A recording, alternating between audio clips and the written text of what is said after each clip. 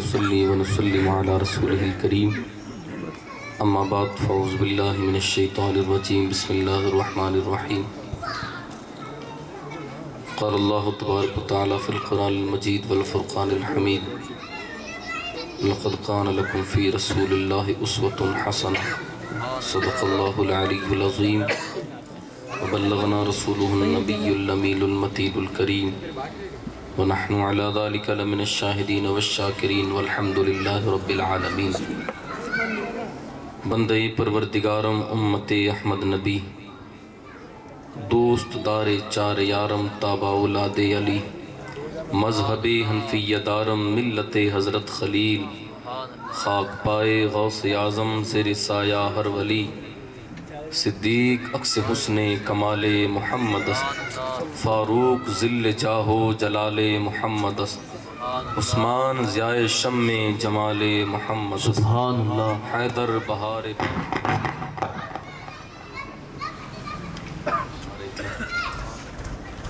میں بھی آپ کو کافی ٹائم سے دیکھ رہا ہوں، لیکن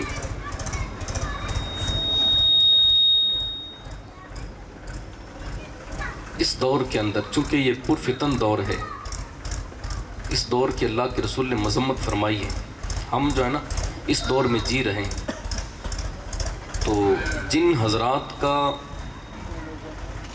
جن کی تربیت شروع سے اسلامی طریقے سے نہیں ہوئی اور پھر بڑے ہو کر کے کچھ کوئی مسجد کے قریب رہ کر یا کسی سے دینی معاملات یا تعلقات ہوتے ہوئے تھوڑا تھوڑا سیکھتے ہیں، جن کی تربیت دینداری سے شروع ہوتی ہے ان کے اندر عشق کی جھلک ایک الگ سی ہوتی ہے۔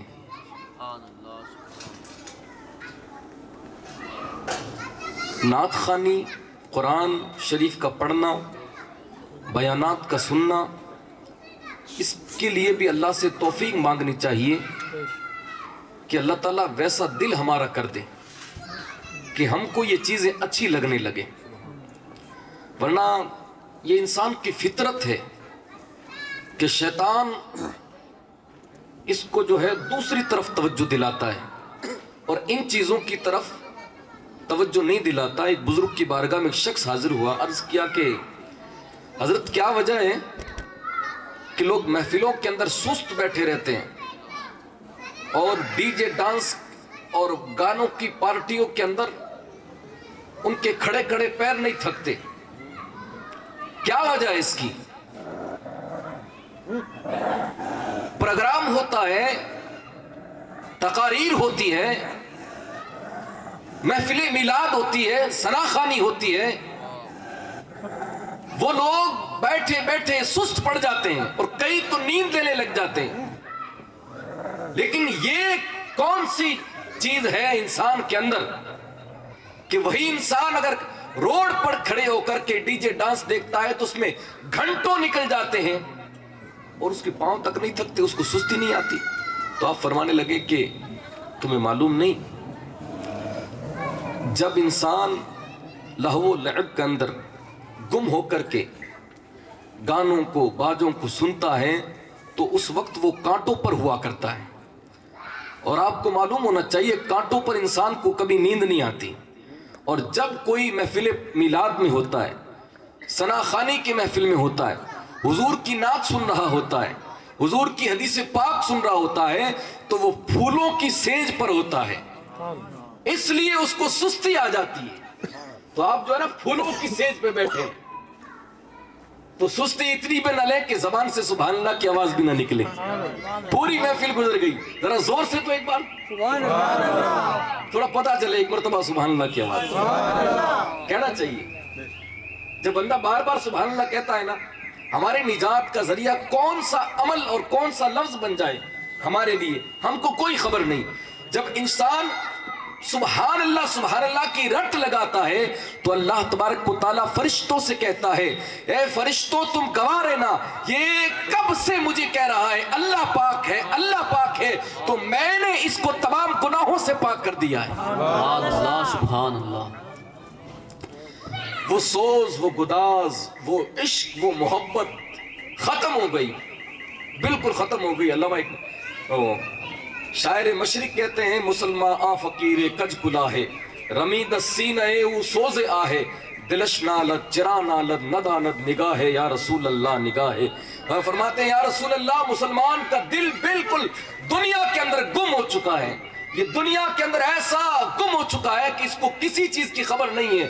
فرماتے ہیں یا رسول اللہ نگاہ فرمائیے نگاہ فرمائیے نگاہ فرمائیے، اور آپ کی نگاہ سے ہمارا دل پاک ہو جائے گا، اور جب دل پاک ہو جائے گا تو دین کو اور احادیث کو اور سنتوں پر عمل کرنے میں مزہ آئے گا۔ درود شریف پڑھیں اللہم صلی علی سیدنا شفیعنا حبیبنا مولانا محمد بارک وسلم صلاۃ والسلام یا رسول اللہ صلی اللہ علیہ وسلم۔ آیت مبارکہ میں نے تلاوت فرمائی کہ اللہ تبارک و تعالیٰ قرآن مجید میں ارشاد فرماتا ہے کہ تمہارے لیے اگر کوئی چیز نمونہ ہے تو وہ میرے محبوب کی زندگی ہے، اس کو آئیڈیل بنائیں اور اس کو آئیڈیل بنا کر کے زندگی گزاریں۔ اگر انسان دنیا میں رہ کر کے کسی فلمی اسٹار کو آئیڈیل بناتا ہے تو وہ اس کو کامیابی تک نہیں لے جائے گا۔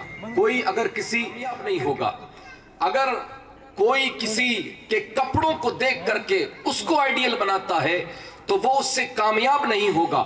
کامیاب کب ہوگا؟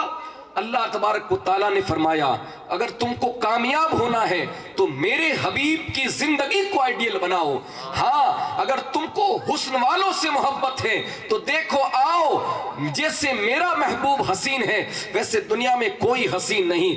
ہاں اگر تم کسی خوبصورت چہرے سے محبت کرتے ہو تو دیکھو یہاں پر ایسی خوبصورتی ہے جہاں پر چاند بھی ماند پڑ جاتا ہے۔ اللہ کے رسول صلی اللہ تعالیٰ علیہ وسلم کے تعلق سے اللہ تبارک و تعالیٰ فرماتا ہے اگر تم کو کسی کی زلف سے محبت ہو جاتی ہے اور تم کسی کی زلفوں کے اسیر ہو جاتے ہو تو آؤ جیسی میرے محبوب کی زلفیں ہیں جن کا قرآن مجید کے اندر ذکر ہے ایسی زلفیں کسی کی نہیں ہو سکتی۔ اگر تم کسی کے مسکرانے پر فدا ہو جاتے ہو تو آؤ میرے محبوب کا مسکرانا ایسا مسکرانا ہے جس مسکرانے سے جو ہے اندھیرے میں بھی چاندنی پیدا ہو جاتی ہے۔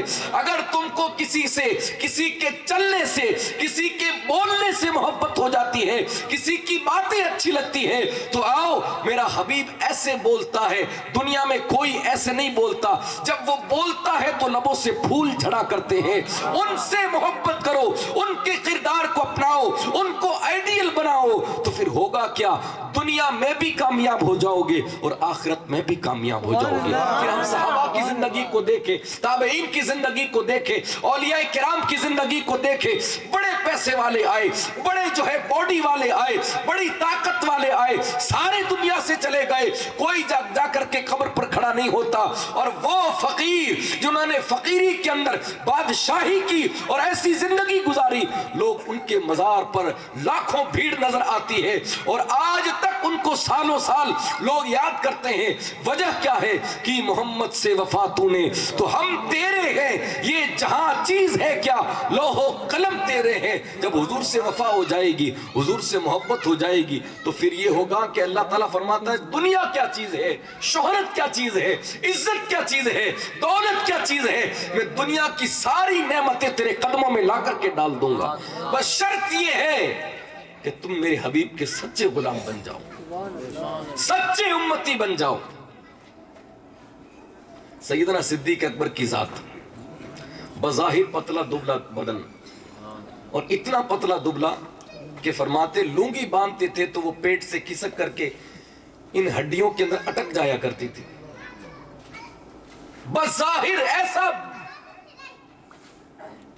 چہرے کی یہ گال دبے ہوئے، ہڈی بار آئی ہوئی اور اتنا لاغر بدن، لیکن اللہ تبارک و تعالیٰ نے جو ہمت عطا فرمائی تھی اور جو جوش عشق رسول کی وجہ سے عطا فرمایا تھا وہ پہاڑ سے بھی عبداللہ بن مسعود رضی اللہ تعالیٰ عنہ ایک پیڑ پر چڑھے، پتلے دبلے تھے بہت، تو صحابہ ان کو دیکھ کر کے پیچھے ہنسنے لگے.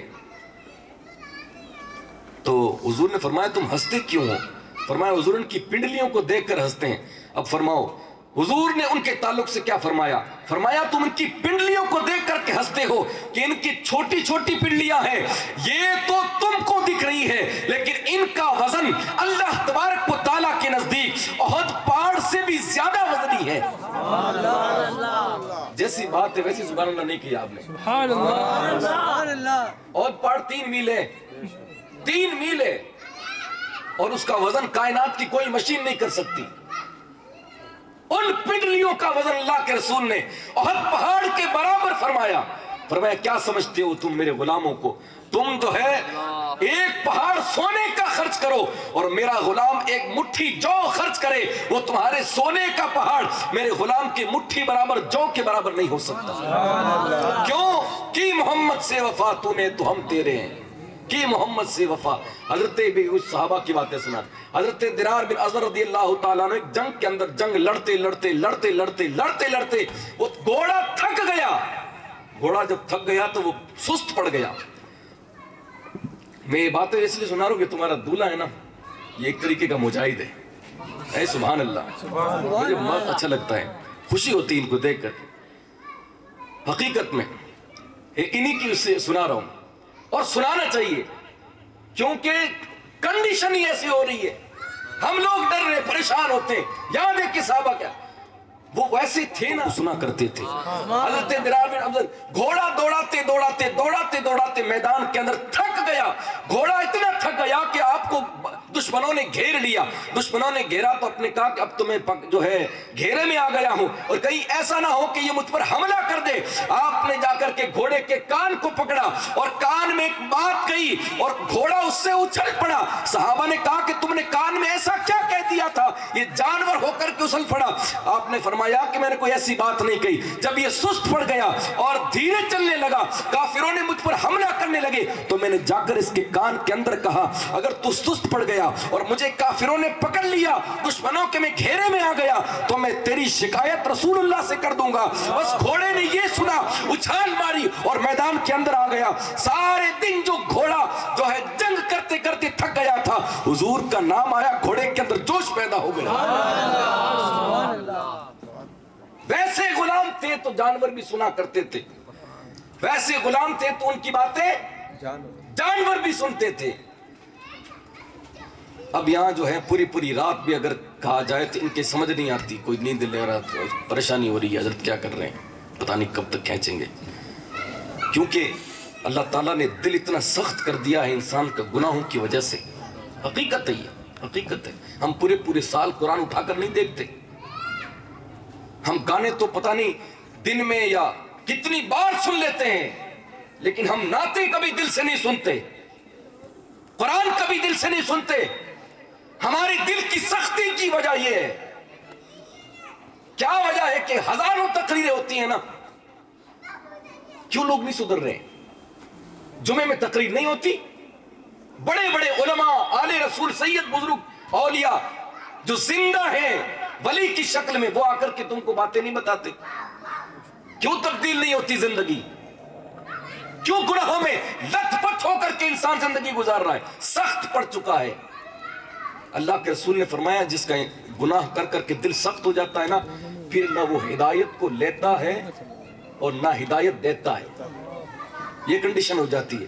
نہ وہ اچھی بات قبول کرتا ہے اور نہ ہی اچھی بات کسی کو سکھاتا ہے. زندگی جب اس میں گزرتی رہے گی تو یہ اتنا سخت پڑ جائے گا, پھر کبھی آنسو بھی نہیں نکلیں گے. اللہ کے رسول نے الہاکم التکاثر سورت کو تلاوت فرمایا اور صحابہ سے فرمایا کہ اس پر رو.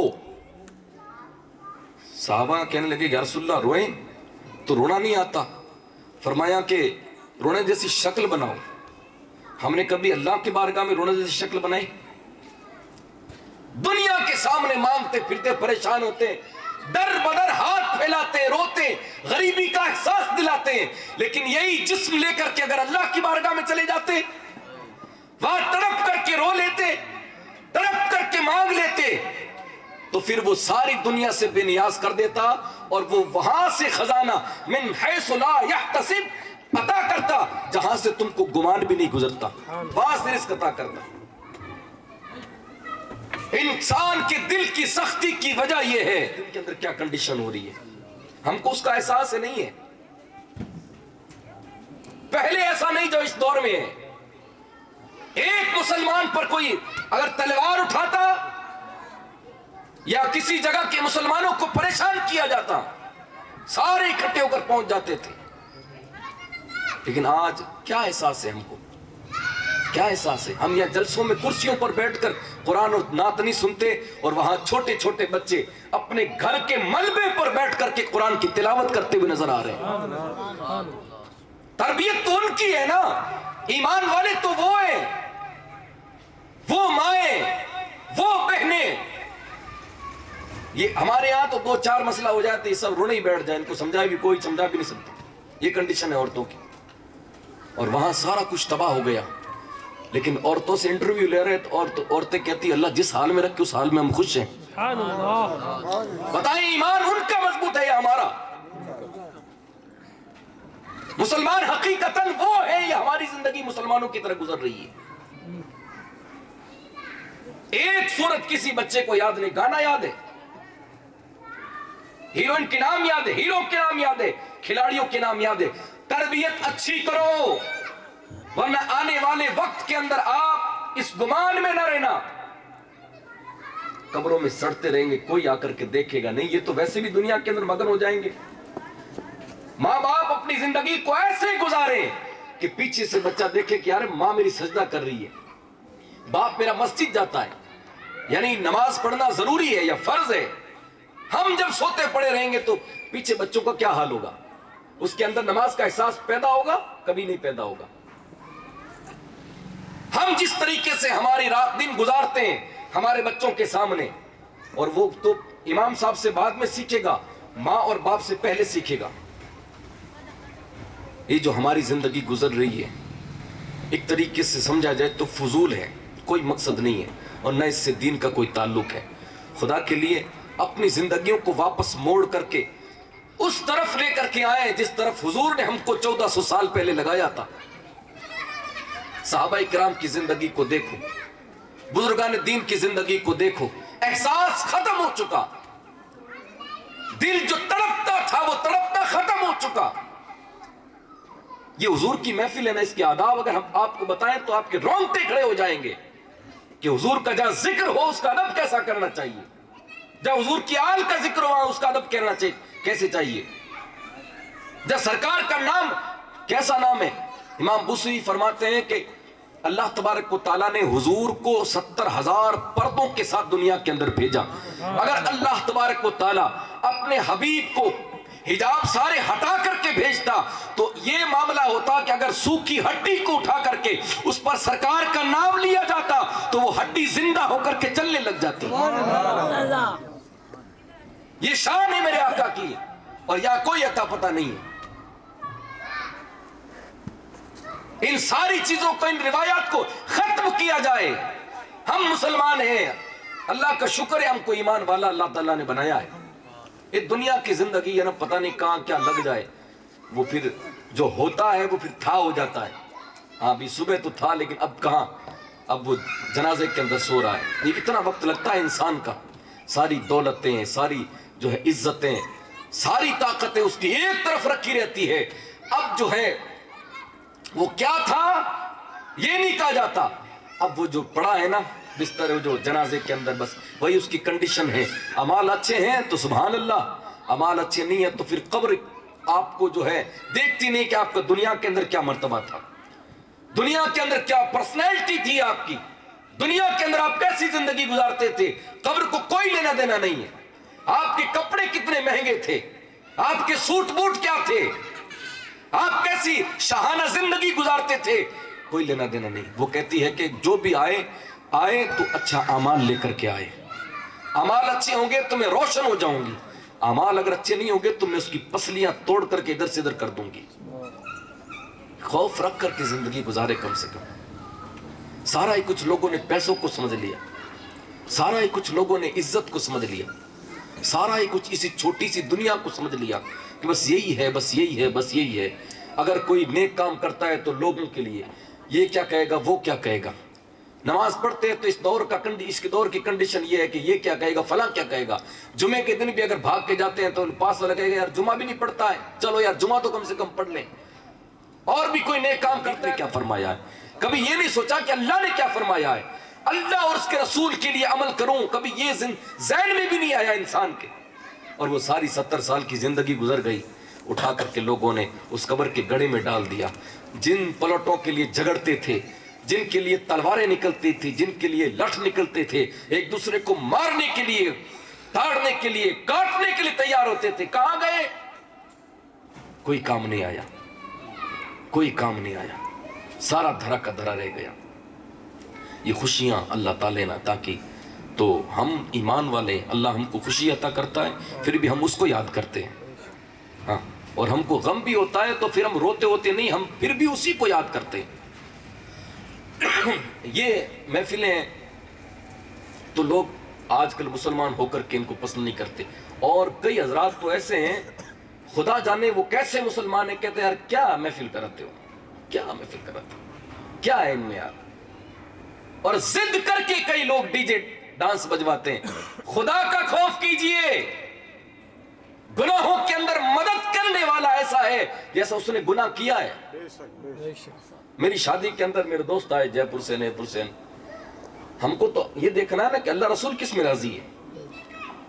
وہ تو بڑی بڑی سیٹیوں کے لوگ تھے تو کہنے لگے کہ یار، پھر بات آئی دھیرے دھیرے کہیں سے تو کہنے لگے کہ اس کی تو شادی ایسی ہوئی جیسے چہلم ہوتا ہے۔ میں نے کہا سبحان اللہ، ہم شادی ایسی نہیں کرنا چاہتے جس میں عیاشی ہو، شراب نوشی ہو، ڈی جے ڈانس ہو، دوستوں کو راضی کرنے کے لیے دوست جائیں کہیں اور، ہمیں ایسوں کی ضرورت نہیں ہے، ہمیں تو یہ ہے کہ ہم جب بھی کوئی کام کریں اللہ اور اس کا رسول ہم سے راضی ہو جائے، ہماری کامیابی اسی میں ہے۔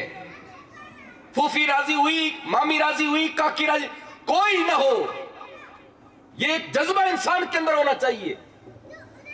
ساری پتہ نہیں کس طریقے سے تباہی پھیلی ہے، دوست نہیں مانتے، باپ نہیں مانتا، فلاں نہیں مانتی، امی نہیں مانتی، بہنیں نہیں مانتی، یعنی نہیں مانتی تو آپ گناہ کریں، یہی ہے نا، ان کی وجہ سے حرام کاری کریں اور ان کی وجہ سے اللہ رسول کو ناراض کریں، تو کیوں نہیں آپ بہنوں کو سمجھائیں کہ تو کیا کروا رہی میرے سے، کیوں نہیں آپ پھوپھیوں کو، خالاؤں کو سمجھائیں کہ آپ مجھ سے اتنا بڑا گناہ کروا رہے، اس کا ذمہ دار کون ہوگا، دوستوں کو سمجھائیں یار کیا کرتے ہو، دوست وہ ہوتے ہیں، دوست کیا ہے، گھومنے کا نام دوستی، کھانے پینے کا نام دوستی، ہوٹلوں میں جانے کا نام دوستی، دوستی یہ نہیں ہے۔ اس دوستی کو تو اللہ تبارک و تعالیٰ نے قرآن مجید کے اندر فرمایا ہے کہ یہ دوست جو میں بتا رہا ہوں جب قیامت کے دن آئیں گے، اکٹھا ہوں گے تو ایک دوسرے سے بھاگیں گے اور کہیں گے کہ تو میرا دوست نہیں ہے، تو میرا دوست نہیں ہے، اور وہ دوست جو ہاتھ پکڑ کر کے کہتے تھے ارے یار کدھر جا رہا ہے، اتنے دن ہو گئے تو نماز پڑھنے نہیں آیا،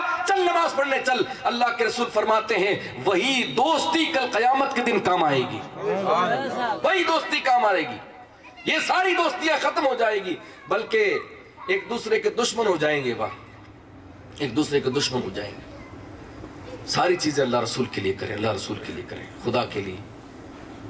صحابہ نے جس طریقے سے زندگی گزاری، سیدنا صدیق اکبر کی زندگی کو آپ دیکھیں، آج بڑا ہی مبارک دن ہے، اور ان کا صحرا اور ان کی جو پروگرام کا دن ہے کتنا مبارک ہے کہ آج اس ہستی کا دن ہے جو تمام انبیاء کے بعد سب سے افضل اللہ تعالیٰ کی نظر کے اندر، سب سے افضل تمام انبیاء کے بعد اتنی بڑی ہستی کا دن ہے، اور اسی ہستی کے دن ان کی شادی کی چاہیے کہ ان حضرات، ان نفوس قدسیہ کی جیسے انہوں نے زندگی گزاری۔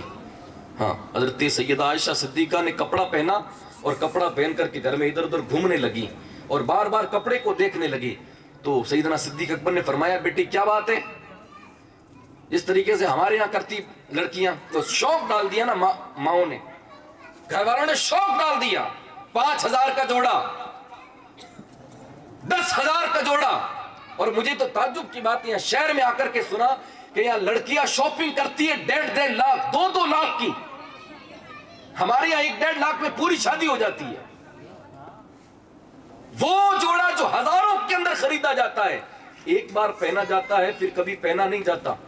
کاش اگر کسی کو سمجھ آئے، وہ اتنا پیسہ ضرورت کا جوڑا لاتے، وہ سارا اگر آپ کسی ادارے کے اندر دے دیتے. ایک مہینے تک بچے کھانا، تمہاری زندگی تو ان کے ہاتھ اٹھنے سے ہی کامیاب ہو جاتی. کتنا خرچ کرتے ہیں شادیوں کے اندر، کم کیجئے کم کیجئے کم کیجئے. بڑے سے بڑے پیسے والے آئے شادیاں کی، کس لیے کہ نام ہو.